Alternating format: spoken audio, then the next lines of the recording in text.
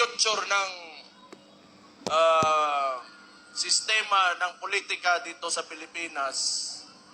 Kaya it seems to me, the stories that I've heard about martial law and oppression is synonymous with the Marcos family name.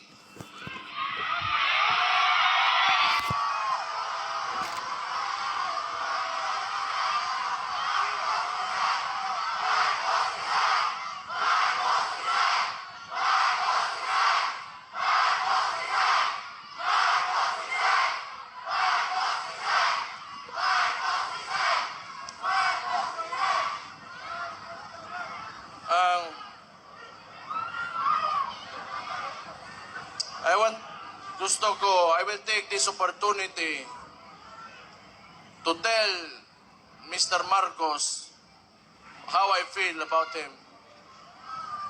Mr. President Marcos, you will never be loved.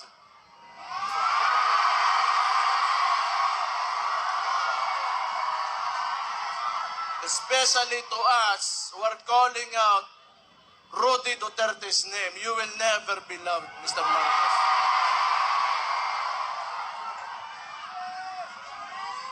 We will stand up and we will fight back.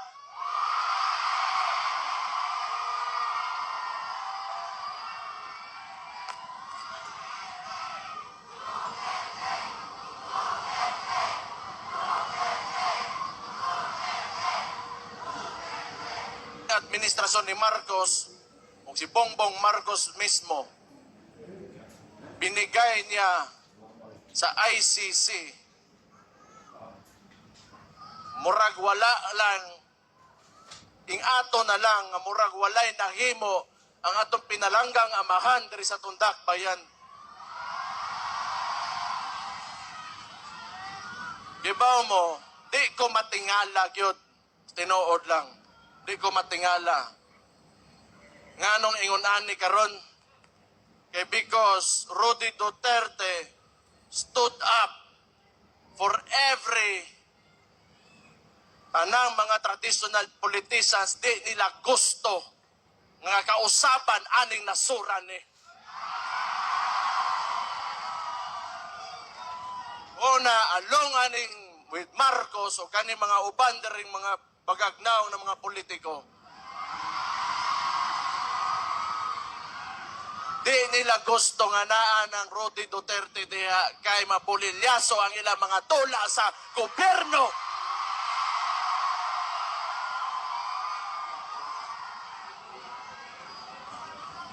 Gusto ko lang niingnon kay Bongbong Marcos. Aside you not being loved by the people, all you have is the government's resources and your term. Beyond that, you are nothing.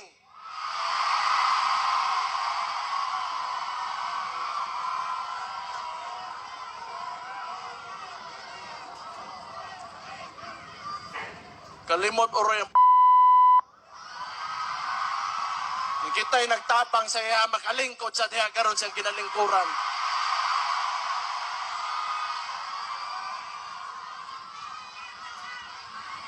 And I truly pray, Mr. Marcos, that you will be able to finish your term. I pray. Ang imong amahan, gipalubong sa akong amahan, pero akong amahan, gipapreso nimo. Samantala mga kabrigada, ang pagtanaw ng utang na loob hindi dapat humantong sa pagtataksil sa konstitusyon ayon yan sa palasyo. Brigada Maricar Sargan, i-brigada mo. Brigada Live Report.